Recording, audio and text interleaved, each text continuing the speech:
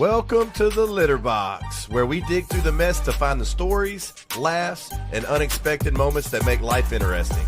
I'm Trent Anderson, your guide through the clutter, ready to uncover something fun today. Let's get it started.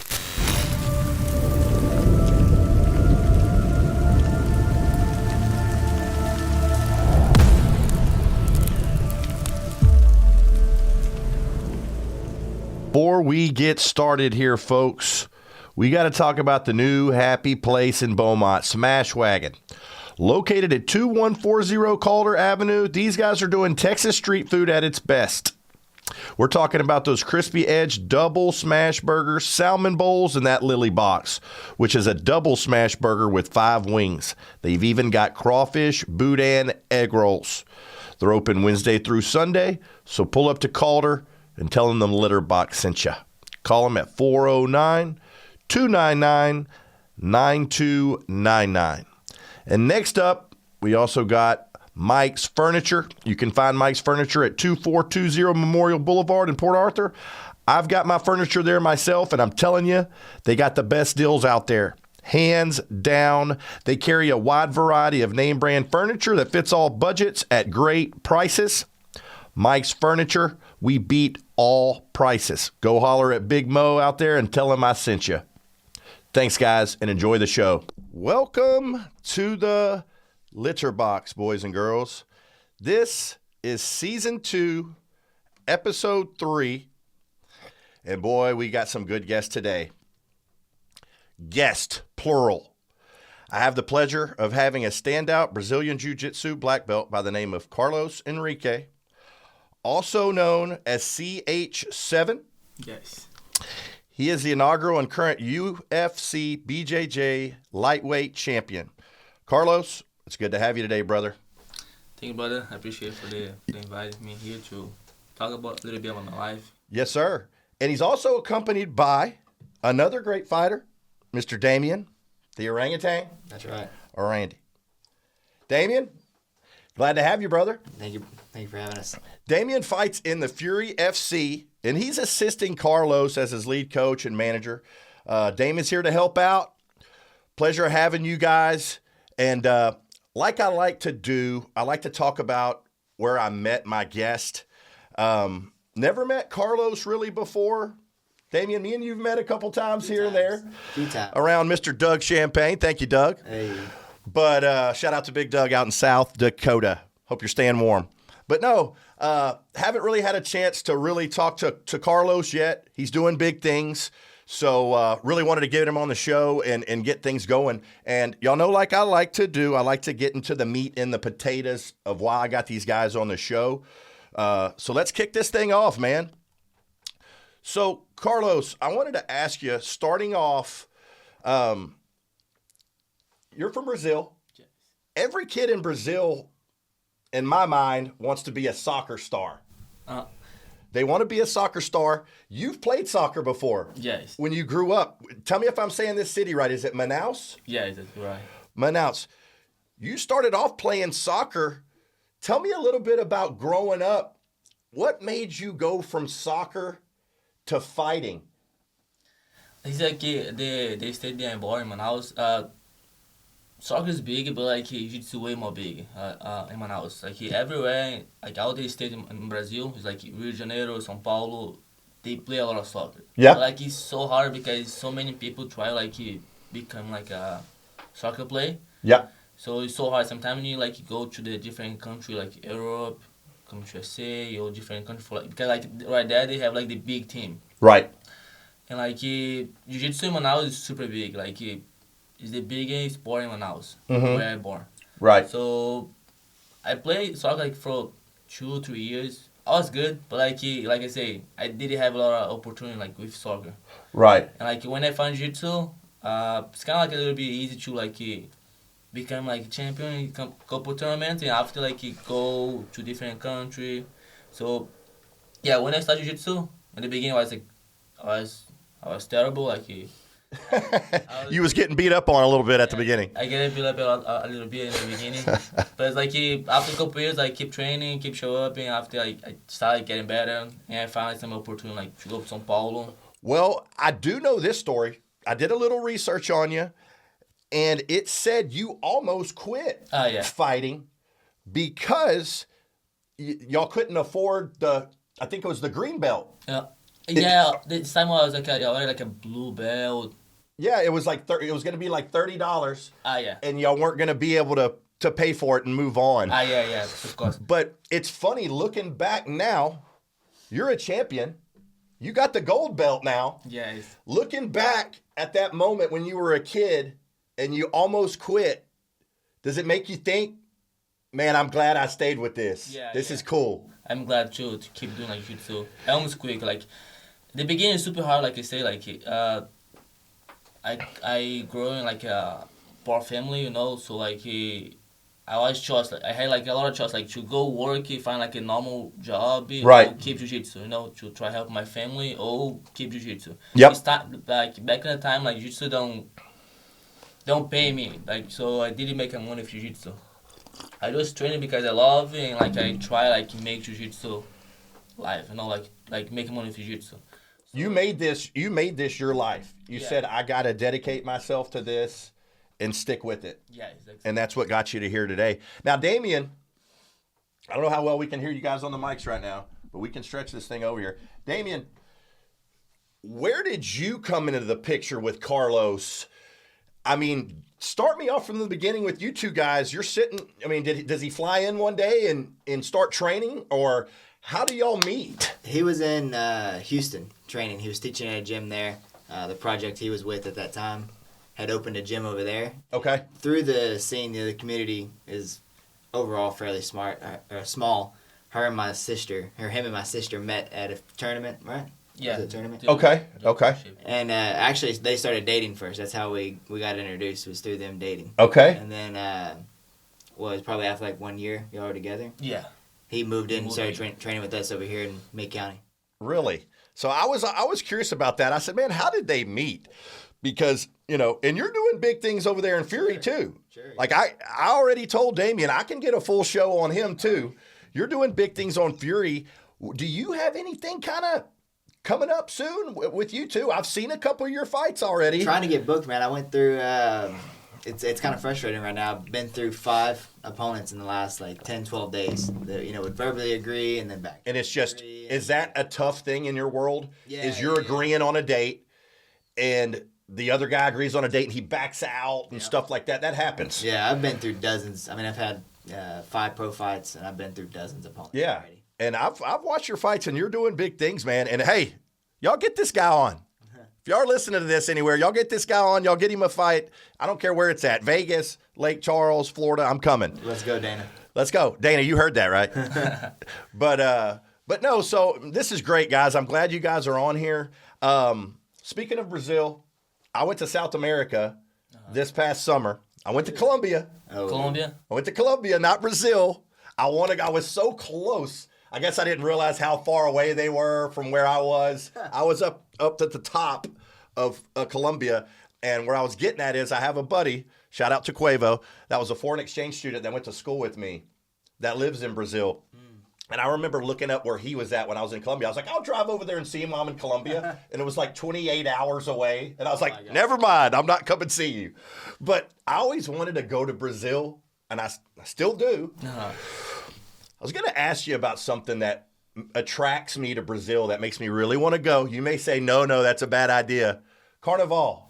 Yeah. Can you tell me I know this isn't fighting right now, but can you tell me a little bit about Carnival? Is it wild? Yeah, it's wild. Like I think it's the big party that can involve the entire Brazil. Like, okay, that's all you needed to say was big party. I'm there. Yeah, it's a big party. And you've never been? I haven't been like before. Like, okay, I just go like I didn't drink nothing. I just like go to see. See everything, right? Yeah, see everything. Like just you want to go see all the crazy people. Yeah. Now I figured while all that's going on, you were probably training. Yes. You know what I mean? So I didn't think that you might even have time to do that. But I just always was curious about if I'm going to go to Brazil, I feel like I'm going to make sure I go to Carnival first. That could be bad, but I want to make at least a stop over there. Where's it at? It's in Rio?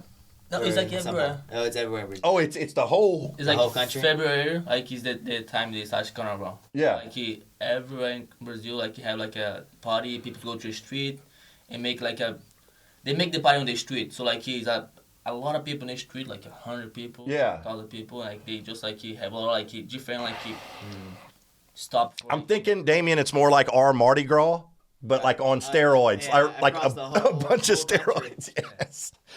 But man, I know we're kind of going off topic, but you were just on TV. You had this reality show going on, man, and it was pretty cool. Yes. And I was watching it. Damion, help me out. It was called The Road to the Title. Yes, road to the title. The Road to the Title. Damion, tell me a little bit about Road to the Title. What do they got going on here? Is this something, I was about to say Joe Rogan. Is this something Dana is trying to come up with and this is going to be the new thing? I mean, it's not. Or it's kind of a... It's not a new concept because, they've had 30-something seasons, I think 33, 34 Ultimate Fighter. seasons of Ultimate Fighter. And that's exactly what it is. It's the same concept, the same idea, the same format as the Ultimate Fighter for Jiu-Jitsu. I got you. No, and that's awesome. I've been watching it. I watched some clips and stuff like that. And that's... Speaking of clips, I did want to go to this clip right here. Damion, y'all hold tight. I want you guys to just talk me through this right here. I was watching this clip right here, and I just want y'all to kind of talk me through this. This was a big fight right here. This was in Vegas. Mm-hmm. I was watching this, but I have no idea what's going on. I want you to kind of talk me through this big fight right here, Damion.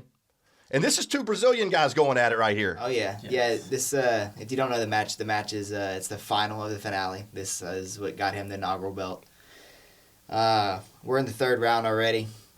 Carlos did a really good job of wearing his opponent down, and he was able to find a nice opportunity to catch his arm with the leg inside. So he's got his arm and leg trapped inside there. There we go. And he got a full extension on the arm. Man, and a big W. Did you know him? Yeah, the guy. Yeah. Yeah, I know. We fought before this one. We fought before. And I just wanted to show that clip because that was a big fight right there. Yeah. Yes. That was a big one. That's what won it. That's the guy. It got him the contract. It got him the belt. It got him. That fight did everything for him right there, and that was big. And just let's watch it again. I mean, Carlos, when you were in this spot right now, when you were right here, how confident were you that I got this? I can win right here. Yeah, like I say, I talked with them before the match. Like you try like make my opponent really tired, and that's what happened. Like was super tired. Wore him out. And when I get in the situation, I set up some like arm bars, some stuff from this situation right there. Like we call like a single leg X. And like I got the opportunity when he starts like he tried to push me away. Guys, like I say, he's super tired. And like he's extended his arm and I get the arm bar. No, that's big, and that basically. That's where it all started, right, Damion? I mean, he was already big before, but that's got the contract and everything going right there.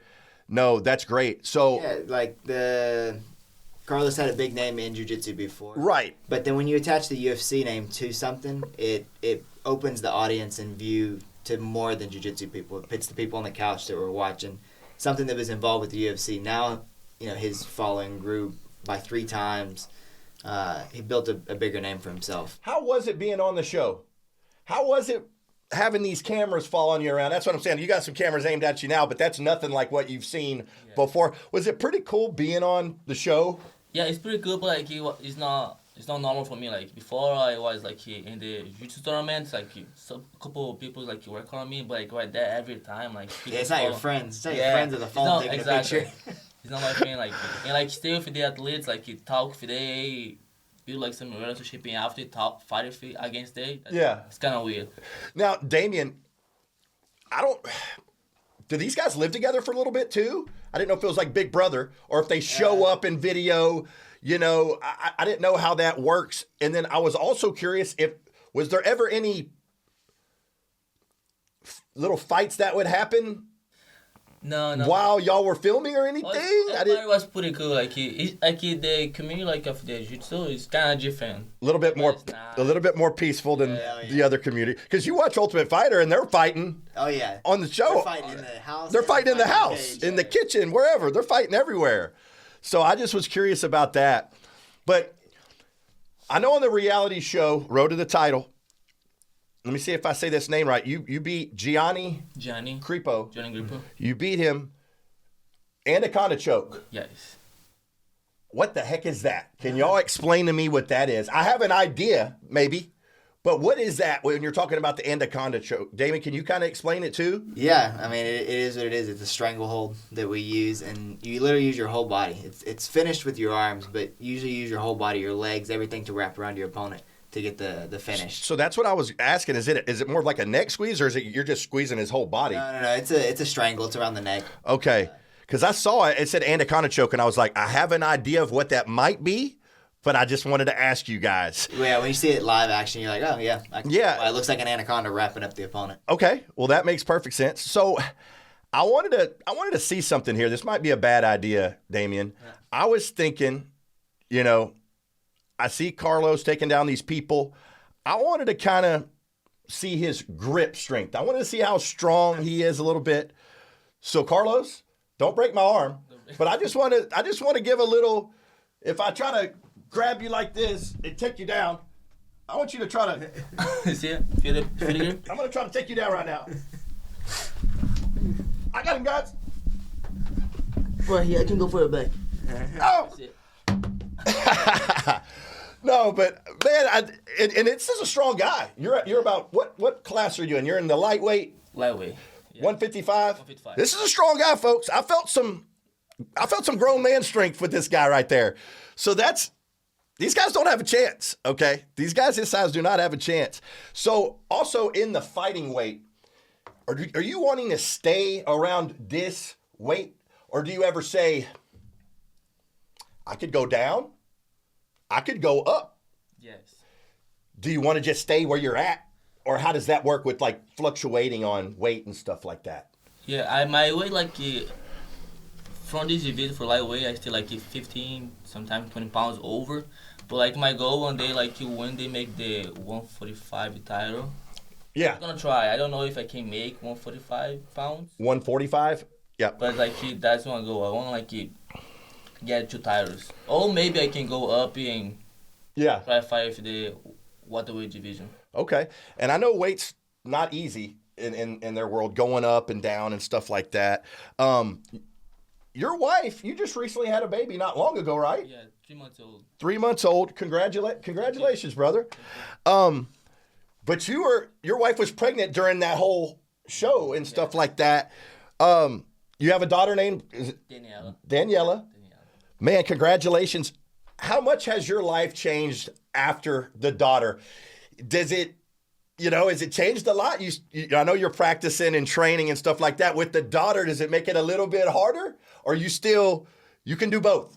No, I was still focused. I think like everybody say, I get the strength, that strength. The daddy strength. The daddy strength. Give more motivation to go there. Well, that's what I was going to ask you. In your fights now, from now on. Yes.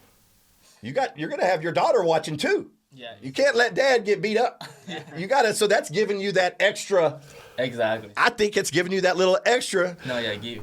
But no, so, and this might be a dumb question. Daniela, is she going to train when she gets older? Are you going to teach her? You don't know. I'm going to try I was put her to follow Jiu-Jitsu, but maybe she want to dance. You can't make them do it, whatever they like. So, I didn't know if. I make my kids. David's like, no, I make them. Yeah. They're going to do it. Yeah. So, you may have, what's her name? Amanda Nunes? You may have the next Amanda Nunes. Exactly. You never know. So, David's like, no, they do it. Yeah. They do it. Whether they like it or not, they do it. No, that's awesome. So, moving on from that, like I said, this guy's got some strength. The nickname CH7. We'd like to pop into your show today to show some love to the guys that show me love. Avenue Axe in Port Neches, Texas. Hey, it's football season here, folks, and there's no better place to watch the games. Avenue Axe has huge screens, mouth-watering eats, and the best cocktails in Southeast Texas. They've won Best of the Best Port Arthur for mixed drinks and family entertainment. Best of the best Beaumont Sports Bar. If you're into true craft cocktails, clarified cocktails, and high-quality bar food, this is the place to be, folks. Tell them the Litterbox sent you. Holler at my boy Garrett. And, of course, the Dude's Foods, home of the smash burger with edges so crispy they deserve their own fan club. They're serving bold, made fresh comfort food done right. Smash burgers, po' boys, beef tips, and etouffee that actually hits. If you're tired of weak lunches and flavorless food, fix that at the Dude's Foods, located at 2119 Nederland Avenue in Nederland, Texas. Pull up hungry and leave full, and tell them the house cat sent you. I know of another guy that has a similar name. Yeah. Ronaldo. The CR7. I played soccer, believe it or not. Yeah. I wasn't the goalie. This was a long time ago, okay? But this was back before food and coffee and beer. It was before all that. But no, so you got Cristiano Ronaldo, CR7. Are you a big fan? Did your nickname, did it come from that? Yeah. I mean, Yes, for sure. I follow Cristiano Ronaldo mentality for so long. So he's having this kind of mentality, work hard, work more than everybody. yeah. So I kind of follow the same mindset, I like to work hard, I like to work more than everybody. Yep. So I created CH7 So, for myself. no, and that's a great nickname. But now that we're on that topic, and you know a little bit about soccer, who's the GOAT? You got people that say Messi. You got people that say Ronaldo. And then you got your boy from Brazil, Pele. I know all the people. If there's anybody watching from Brazil right now, they're going to want him to say Pele. Is there a right answer of the best player? I don't think one of the I like Cristiano Ronaldo. He's he have this kind of mindset. He work hard. Messi is really good, but for me, the goat was Ronaldinho Gaúcho. It's a guy he's do a magic stuff. Is he still playing? No, he's already retired. He's retired quicker than everybody. But the couple years that he's playing in Europe, in Brazil, in couple years he's making more than a lot of stuff out of these guys. Really? Okay, so I wasn't expecting you to go that route with it. Yeah. I thought you were going to say Ronaldo. I thought you were going to say Ronaldo. The way I look when you go the way you play, the way you make the stuff is this guy he's Ronaldinho Gaúcho, he did magic. Yeah. No, that's good stuff, man. And I wanted to also talk about, this is something that I've always wanted to know. Now, both of these guys, I don't know how well y'all can see. Y'all show y'all's ears on here. Oh, yeah. Look at these guys' ears. So, cauliflower ear, I know in my mind, at first growing up, I had no idea what that was. I would have seen you guys 5 years ago and just said, man, what happened? I guess, I don't know. Maybe it got hit by a bat or something. I don't know what happened. And would have never thought twice. But nowadays, if I go anywhere and I get in a little talking with somebody and I see that, I say, no, we're done now. We're done. I already know that's the first sign I'm looking for. You have that and you got a problem with me, you got it. So, but might be another dumb question. I have plenty of them. And Damion, maybe you can explain a little bit. That doesn't happen overnight. No. I'm not going to go rolling with you guys for a couple days and that happen. No. That typically not. How does it? And you're if it does happen in a couple days, you really messed up or something or you really got to be. Is this your ear taking damage all the time for a long period of time, Damion? Or do you just wake up one day and say, crap, I got it? It's actually an injury. So what happens? Okay, I didn't know this. The ear gets hit or damaged or smashed, whatever, and it swells up with blood. All it is blood and fluid filled up in the ear, and then it calcifies is why it gets hard. So your ears are getting damaged. Yeah. Is it? But it's not just from punches. No, It could be somebody pressing you up against the mat. Yeah, or we use our head a lot in jiu-jitsu, so for sure pushing with our head against their legs, their body, whatever, rubbing it up against the gi. But it's gonna happen to every fighter at some point. Or could I watch a fight and a fighter not have it? Yeah, Is that? yeah, I mean, it happens. That's rare though, right? But no, I always wondered about that, man. And can you fix it if you wanted? Yeah, they said there's a surgery that you can do, but for us it'd be pointless. Because you surgery to fix it. You do the surgery and then a month later you're back again. Yeah, same boat. Okay, so I was curious at how that all went down, man. So And forever, whoever says that they want it, it's terrible. It's awful. It hurts when it happens. I've heard people say they want it. Like people upcoming, they're like, man, I want that. No, and you're like, you don't. No, you don't. I'll trade you. Yeah. I'll trade you, bro. But no, so you've done jiu-jitsu for a long time. Yes. But the fighting, the MMA part and the fights, is that new? Is that newer to you? Yeah. The actual fighting part. So the first time you put on the 4-ounce gloves and were swinging, you probably said, oh, it's a little harder to submit this guy because he's punching me in the face. Exactly. And was it a big change for you actually having people swinging? Yeah, of course. Like, it's a big change, like, for me. Yeah. Normally, I could just, like, do grappling and, like, don't need to worry about, like, punching and, like, go to the training. Yeah. And, like, expect people to punch you. That's, like, a big change. Well, that's what I was thinking. And the same for you, Damion, too, probably when you first started doing the same thing, right? Grappling, or did you did you already have the fighting implemented into when I was younger, I trained MMA. You did. In my teenage years, I trained jiu-jitsu and MMA. So I was already like accustomed to know what it was like. Yeah. When I came back to MMA 4 years ago now. Uh-huh. Of course, it was an adjustment to the body, getting back in shape for fighting. Right. But I already knew what that life was about, like what it felt like to be getting punched in the face while trying to grapple. And that's what I'm saying. That had to be a big change for Carlos. He's like, man, I used to getting swung back on. Like, this is crazy. But I watched some videos too where you had somebody pinned down and you're pop, pop, pop, and you're pummeling them. So you were ready for it. But I wanted to ask you a big question I really wanted to ask you. What is your long-term goals?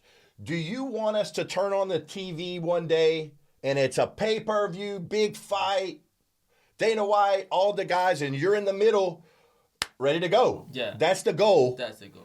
100,000 people around, stuff like that. That's where you want, and you're on your way. Yeah, I want to make the UFC. That's the goal. Like, when I started jiu-jitsu, and like I follow some people, like I don't know if you know Jose Aldo, it's kind of like UFC fighting. Yeah. And I followed in the beginning a lot of things. So I always like had a plan to change through MMA, but like I never know when it's gonna happen. Yeah. And when I moved right here, I started training jiu-jitsu. I started like getting better in jiu-jitsu and have the opportunity to start MMA. Mm-hmm. And I said now is the time. Cause like I see a lot of people in Brazil, they fight they have a lot of matches and they never make the UFC because they know in the right company, they don't have the right people next to them, so they have a lot of damage and they never make the UFC. Yeah. So I think for me, like, that's the right moment. I already have big name. I already made the right people, and I have like a company, like the tournament thing, Fury, like make me my way to UFC. Yeah, like for the people that don't know, Fury is tell us about Fury, Damion. Fury is the biggest feeder to the UFC. Last year they put like 12 or 15 guys directly into the UFC, whether it be the Contender Series, short notice call. They had a guy that come up in their amateur league, and he's now the flyweight champion. Joshua Van, he came up from Fury at the very bottom, amateur, through his amateur career, professional, and then went into the UFC, and now is the champion. And is this something that you could be in Fury for a while? And you could be in Fury for a while, and then next thing you know, you just get the call one day? Yeah, absolutely. Or somebody reaches out to you, whether it's email, phone, or whatever, and they say, hey, would you like to join the UFC? It's time for you to come up. Yeah, man. And you can get that call. Yeah, I mean, exactly. it's a grind. Now, when you're scheduling matches, is there a strategic thing about that? I want to ask you, I know everybody wants to say, what's his win-loss record? What's his win-loss record? What's his win-loss record? That's all that people want to think. Do you want to strategically, if I just fight all these, I can beat 5 or 6 or 7 guys in a row, be 7-0, and try to, maybe I'll get the jump now. Like, do you want to, or do you say, this is going to be a tough fight. I want to schedule that tough fight. I don't know. Do you want to schedule more of an easier challenge, or is there a strategy? There is. Like, if you go look at like the roster right now, people are always trying to do that. Our team, our coaches are a little bit different. He doesn't give us all the hard fights. Sure, we've had some easy fights, some easier fights. Right. But we don't look for the easy fights, because the problem is if you have nothing but easy fights on your road through Fury, and then you go to the UFC, you don't get an option to pick who you fight. The UFC gives you an opponent, and that's who you're fighting. That's it. You have to sign the contract. So maybe it's not always good to schedule the easy, because your record looks good. You need to have hard fights before you get to the big league. When you don't want to get there, have a hard fight, and realize you weren't cut out for that dog fight. I get what you're saying, and that's it. And so, in a sense, you're saying record's not everything. No. People want to look at the record, but then my question is, and y'all probably do the same, who'd they lose to? Yeah, absolutely. He's got 5 wins. He's got 3 losses. But who did he lose to? Mm-hmm. Go look at those 3 losses. Probably good fighters. Sure. So it's not always that people want to see, oh, he's not undefeated or this, that, and the other. The other thing is to go look at the fight itself. Was it a very close fight? Was it a split decision lost by the judges? Was it a foul happened and then called? How did he lose? How did he lose? I mean, that guy could easily be 8-0 versus 5-3 if you go watch the fights. Right. Maybe they were very close fights, and in your eyes, that dude's 8-0 because the split decision, it's kind of wrong. The judges got it wrong that night. Who knows? You're right. And like injury too, in y'all sport, you lose to injury. Yeah. So like if somebody kicks you in the arm and your arm breaks. Yeah. To me, that's not a loss, huh? Yeah. Because you want to go back to the flyweight. You want to I was just talking about the guy posted his arm, broke his arm in the fight. It was a freak accident, but the result equaled that the challenger won the belt. Oh my God! I just realized something. I did see a clip of you. You're probably going to go, oh, I didn't want to talk about this. But I saw a clip of you. He's wrestling a guy, and you have his arm. Yeah. And I think he's not tapping. Oh, yeah. And then I think his arm breaks. Yeah. Yeah, that was in the reality show. That was his second fight. I saw that one. Yeah. It was in the reality show. Yeah. And you go, oh, my God. Yeah. And you were like slamming the mat. You looked like you were upset because he knew Yes. that it broke. I knew Did the you guy. hear it break or you just knew it broke? I feel like Oh! like I You feel hear like it, feel it, all of it. Yeah, everything. That's gotta be hard on your end too. Carlos, when you do something like that, obviously, it's like you won, but when you do something like that, is there a part of you that feels bad too? You're kind of like, dang. Yeah, we never want like You don't want to injure- hurt. Yeah, hurt somebody. Like that's the reason like you have the chance to tap and stop the mat.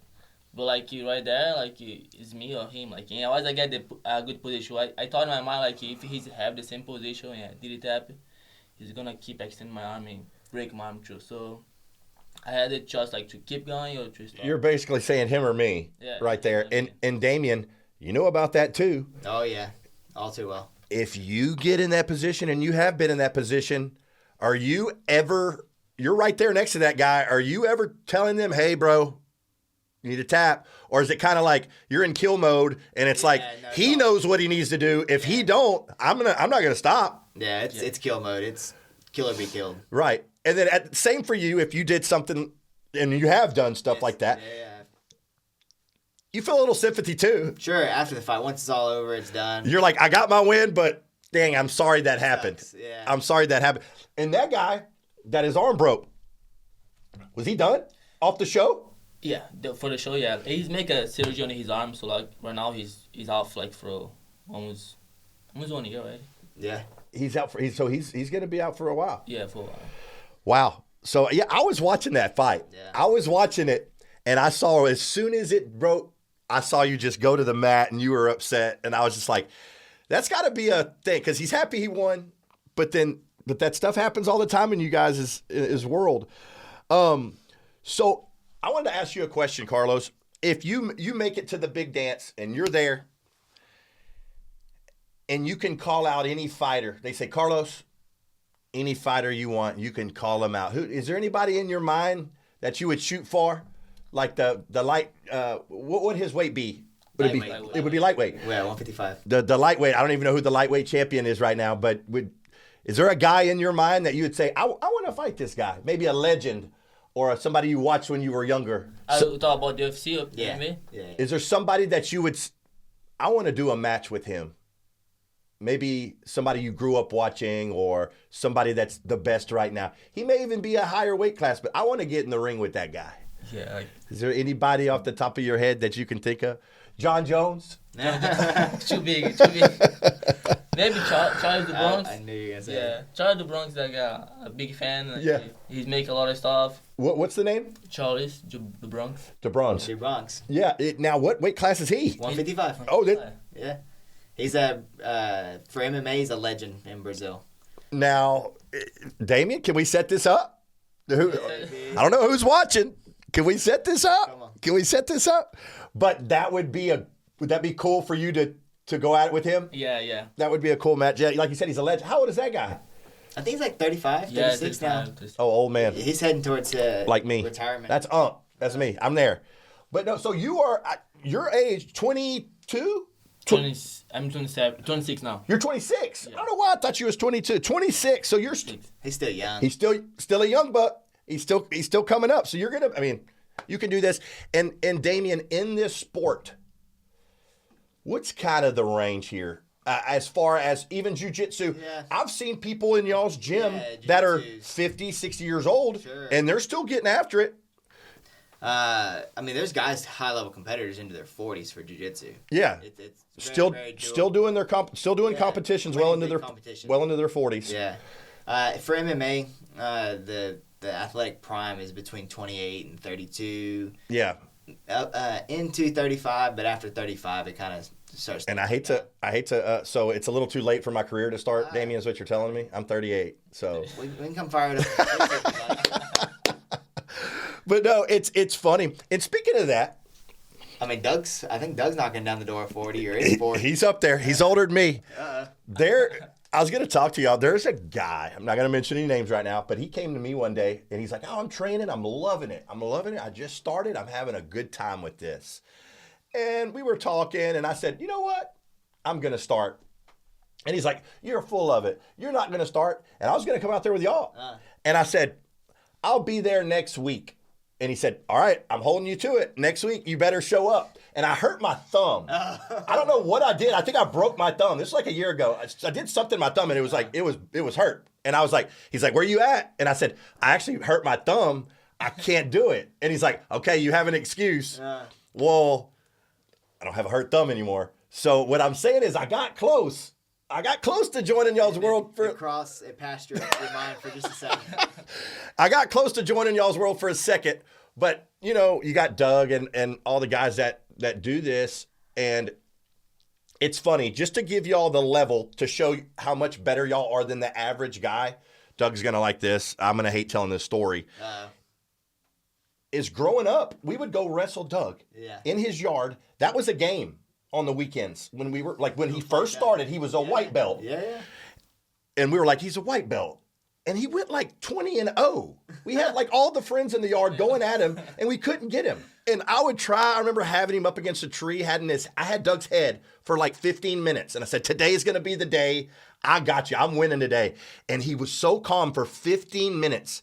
And I was like, dang near falling asleep. And he just lunged out right when I least expected it. Flipped me over, which shows how strong Doug is. And then that was over. But I hate you for that, Doug. Yeah, we call him the silverback, man. He's like I just wanted to bring up that moment. I have dabbled in it for a little bit. I don't know what I'm doing. I'm more or less just trying to lay on somebody. But yeah, so long story short, Damion, 2026 is starting. Don't be surprised if I walk in the door one day. Come on, Trent. We're waiting for you. Come on. And then, hey, I need to bring the cameras over there. You could. You know what I'm saying? I'm going to say, this is where I want to be, these guys, and this is where I'm at, okay? Is there anything below the white belts? Can I start there? You're at it. You got your regular belt on. We'll get your white belt on. Oh, man, so that's awesome.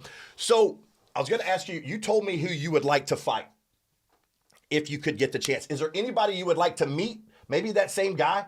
Is there some big fighters that you want to meet? I always think of like John Jones and some of the bigger names. I met Conor McGregor. That's the. I was there the night you met Conor McGregor. You were there. I was there. That's right. That was in South Dakota. We met Conor. We met Conor. Conor probably didn't like to meet me. Yeah, what a wild night that was. That was a wild night, and I hope nobody ever does this to you, what I did to Conor, but I saw him. I got 2 seconds with him, and I said, "I want a video and a picture." And I put my arm around him, and he's like, "Okay, take the picture." And I got my phone, but I was hitting the wrong button. So I was trying to hit the camera button. It was a long night. And I was hitting the wrong button on the apps, and Connor's going, who is this guy? Who the fuck is this guy? He was doing that to me because I couldn't get it right. I was like, Connor, give me 2 seconds. I'm going to find the camera. He's like, bro, it's right there. I can press it. And I'm like, so everybody sees me in the Connor picture, and they're like, I bet that was awesome. And I was like, he was kind of annoyed. It took me 5 minutes to get a picture with Conor McGregor. But that's just funny, man. So I remember that. But I also want to see the weight cut. I wanted to really get into weight cut and cutting weight. Is there a formula to doing a weight cut? In my head, I'm going to say, just eat 1 time a day. Go do a bunch of cardio. Cut weight. Is there more to it? I mean, you're watching what you eat, but are you counting? Are you like doing that strict counting stuff? Yeah. And you're not eating much because I've heard. Yeah. And you're dehydrated. Don't you get really dehydrated? That's the final. That's the weigh-in. Damion, can you explain to me this whole process of weight cutting? It's over a long period. Like, to do it right, you need to do it over 8 to 10 weeks. Most guys, like Carlos, is cutting about 20 pounds. He's from today. If we said, all right, Carlos, you're signing a match, he's about 20 pounds out. Oh, he would have to lose 20. Yeah. He's about 175 right now. He needs to go to 155. But you can't do all that in a week. It's impossible. How long does that process take? Right now, if you said, 8 Carlos, weeks. I need you at 155, and how long do you got to give him in advance? 8 weeks. From right now, 8 weeks. All right, we're starting. Can he do it? I mean, he can do it easy in 8 weeks. 8 weeks is easy, but you have to follow the formula. It starts by having your food calculated out properly. You know, the calories in versus calories For out. 8 weeks, you have the food. Because you can't just cut down to one meal. If you cut down to one meal, you won't have energy for training. Because what we do is so physical, it's so exhausting. We put in so much work. So it needs to be enough food to fuel us, but still the right foods that we're losing fat. Because that's the whole idea is our body gains fat through the off time, and then we got to cut the fat out as we get closer to the fight. And that's the thing. And this might, like I said, I'm full of dumb questions today, but I'm learning as I'm talking to you guys. Carlos likes to fight at 155. He's a champion at 155. He's 175 right now. Uh-huh. Wouldn't it be easier to say, Carlos, fight at 175? Sure. Or is it not as easy as just saying that? It's not that easy because that's his, okay, I'm out of camp. He's still in good shape. He's always going to be in good shape. He's not used to really fighting at that. All his opponents have been coming from 190. Oh. They're really huge because it's just part of the game now. Jiu-Jitsu, it's not as big, but the UFC is now going to make it more popular because they're a day before weigh-in. They're a full 24 up to 30 hours before. So right after that weigh-in, and when they're eating and their body gets replenished and stuff, they're packing on, they're weighing more. Oh, yeah. When he got in the bowl, he's every bit of 170. At least 170. Really? That weight says 155, but when he's wrestling out there, it's 170. It's 170, 172. Really? I didn't know it was that big of a jump, man. Yeah, he's really big for jiu-jitsu. He's the big guy for 155. Yeah, like I said, because you're tall, too. Yeah, I'm tall. He's tall. Yeah. Nobody in jiu-jitsu is cutting the weight and handling it like the professionalism. The professionalism is not there yet. In MMA, it's been there for years. Guys have been cutting weight, doing it the right way, using science to get their body down, and then gaining the weight back before the fight. Well, I was going to also ask you guys, when you're doing this cutting weight stuff, I was going to call it hangry. You're probably mad a little bit more than normal, or that's a thing, right? Like you're kind of starving yourself, and not starving yourself, but you're not eating as good as you want, and you're kind of dehydrated, or you kind of going around like with a little like. Yeah, you got a chip on your shoulder. You got a little chip on your shoulder, man. You're probably ticked off. The last 48 hours is the worst part because that's when you start to, all right, you've been doing all this water load and you've been dieting for 6-8 weeks.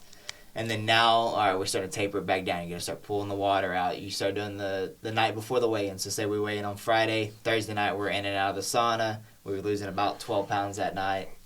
It's the rough part. That is the rough part that people don't see behind the scenes. It's the fight before the fight. What happens? Carlos, he needs to be. What window do they give you? He needs to be at 155. If he's 152, are they like, oh, you can be under? Yeah, you can be under. But what if he's 157? Are they like, So Or is there a window? depends on what we're doing. So like he has an amateur fight coming up in 2.5 weeks. 2.5 weeks? 3 weeks? Yeah, two. Where's it going to be at? Houston. I'm going. Let's go. I got you. I'm going. I want to go watch. He can be 156. 156.0 is the within allowed limit for his amateur fight. When he fights for the UFC belt, it's a title fight, so he has to be 155 or less. That's hard. Yeah, And is there times where people are over? absolutely. And they got to, do you start getting nervous? Like, oh crap, I got to hurry up. What's the first thing you're doing? Are you saying, shoot, I'm just not going to eat for a while. I'm going to go run. I'm going to go sweat. At the point, when you I would be kind of when you come in freaking out. You already haven't eaten. You haven't eaten in probably. Oh, you are ready. Yep. Yeah, 10, 12, sometimes longer, 16 hours you haven't eaten. When you get down to that last couple hours before the weigh-in, you're sweating still. You're either in and out of the bathtub, you're in and out of a sauna, you're jogging, you're doing something to formulate the sweat. And that's the thing is like people like me that watch it, but you just don't know all the behind this. There's a lot of work you guys are doing before you're just out there doing it. You know, we were talking about fighting earlier. We're talking about records and stuff like this. Yep. That's something that plays a huge factor, you know. Did that guy have a good weight cut? Did that loss come from his weight cut? Did he not perform properly because of the weight cut? Personally, I've had this issue before. My pro debut, I was too confident in how I was cutting weight, let it get a little lax, and had a bad weight cut coming into it. And it 100% affects the fight. It affects your head. It affects everything. Everything involved. Yeah. No, that's huge. And just to add to it, people think jiu-jitsu and everything like that is strength, which it is. There's art to it. What about the mental? It's all. Is that 95% mental? Because, I mean, there's people I know before, I'm not going to mention any names, that they're going to get into it, and they wanted to get into it, but they got a hot head. Yeah. And they're mad, and they're just angry. Somebody gets them, and they're just, you can't really have that mindset going into y'all's world. No. I've seen that with you guys. A lot of times y'all are calm. Well, it looks like y'all are calm, maybe not in the inside, but you got to have the mental game. Yeah, you have to. You have to, absolutely. That's something that and definitely, and I guess when you're getting beat too, for the most people on the other side, they're getting beat or they're down, they're just going to be so mad, they're going to be angry, trying to get back. But you guys got to pretty much stay calm and collective and wait for your chance. Easier said than done when somebody's on top of you trying to break your arm or punch you in the face. Exactly. So, no, I just wanted to go over that. So, and this is a question for both of you guys as well. I know 2025 was pretty massive for Brazil in combat sports as far as the winners and stuff like that. There's a lot of people coming out of Brazil. This is both of you guys can answer. What makes Brazil so dominant in y'all's world compared to the other countries? You know, I know growing up and stuff like that, Anderson Silva, all these guys like that, you just always saw Brazil next to majority of the fighters, Damion, and maybe it's still like that today. It seems like it is. Why are they dominating so much? Did it kind of, the background, it didn't come from Brazil? That's what's crazy to me. I can only speculate, you know, because I haven't been there. Yeah, what's your thoughts or what's y'all's reason? About the Grace family, because like you. Yeah, like he wants me to talk about like the Gracies. Yeah, the Gracies. Okay, there we go. They had jiu-jitsu.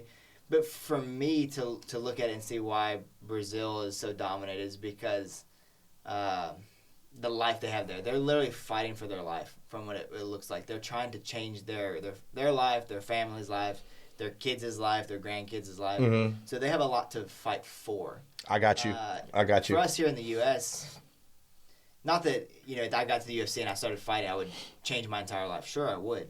But I have 100 other avenues and opportunities through so many different things to change my life that is at the fingertips. That is unreal. That is a really good. For these guys coming from Brazil, it's make or break. It's change their life with this, or that's it. They're going back home eating rice and beans. So that's why it's really more blood, sweat, and tears. It's like that they're putting everything they have into this. Yeah, I was actually having a conversation with somebody last night, kind of explaining one of the projects he came from.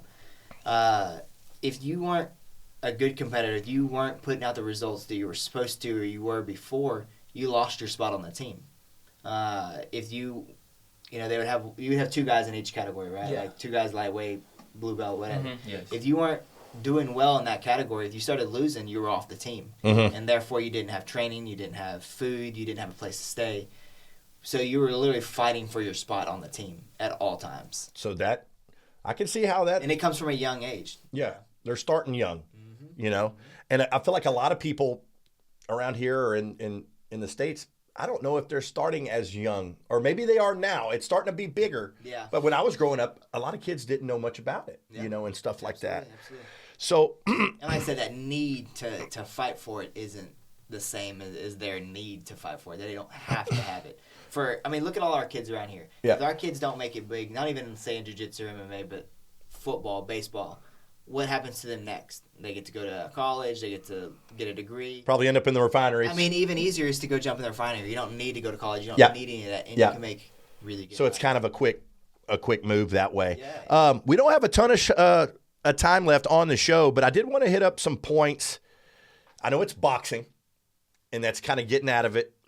But what do y'all think of the whole Jake Paul and stuff like that? Is it kind of, do y'all watch it, or do y'all say this is kind of corny? Now, granted, it seems like he's not a bad He's a boxer. He's a boxer now. He's Nobody can learned. say he doesn't have skill to box. So they can't just say this is just a YouTuber. He doesn't know what he's doing. No. He could hurt you in the ring if an average person go in there with him. Absolutely. He's going to hurt him, and you can see that while watching him.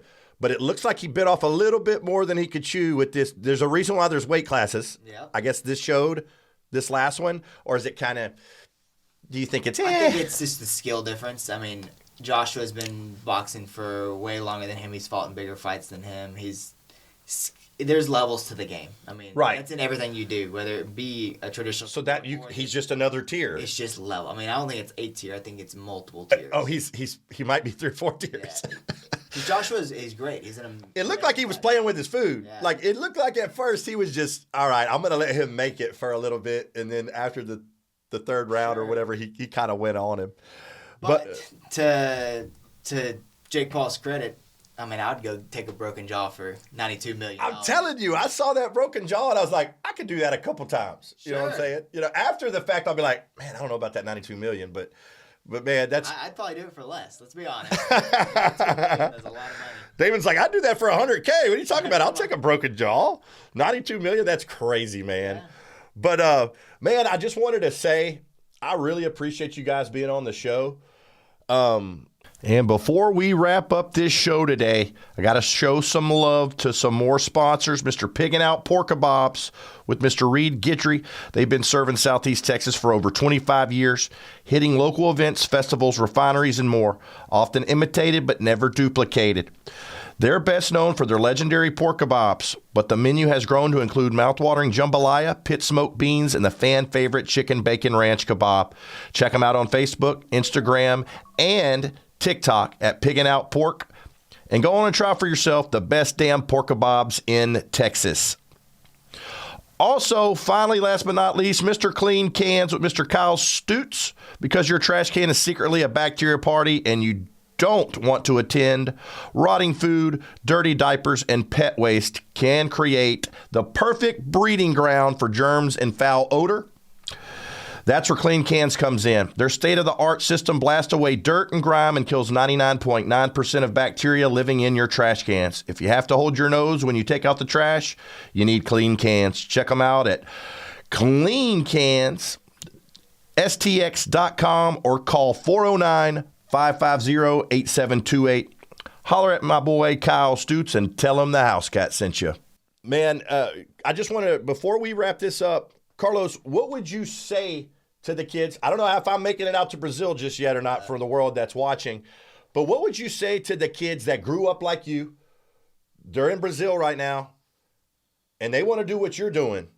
What would you tell them? Just practice, train, blood, sweat, tears, put everything into it?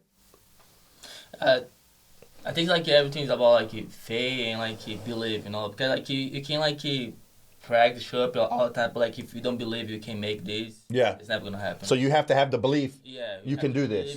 Try to go through and everything, put it all into it. Put it all into it. Yeah. No, and that's great. And Damion, on your side of things too, like I said, I could get a whole show on Damion too himself.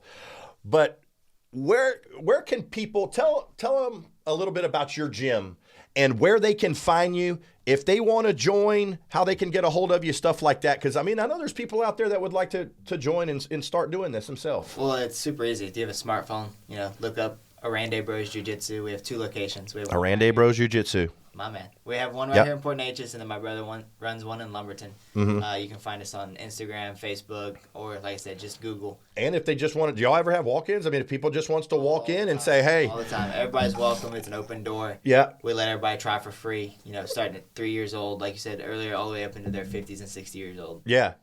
Man, it's been great. Guys, this has been Season 2, Episode 3 of the Litterbox. Boys. Thank you. Thanks, Appreciate it. Carlos, I appreciate you, man. I'm going to be keeping up with your career.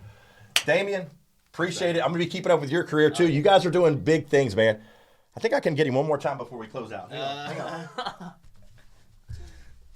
Do I got it? Do I got it? Good seeing you guys, man. Love you guys, and we'll see you next week on the Litterbox.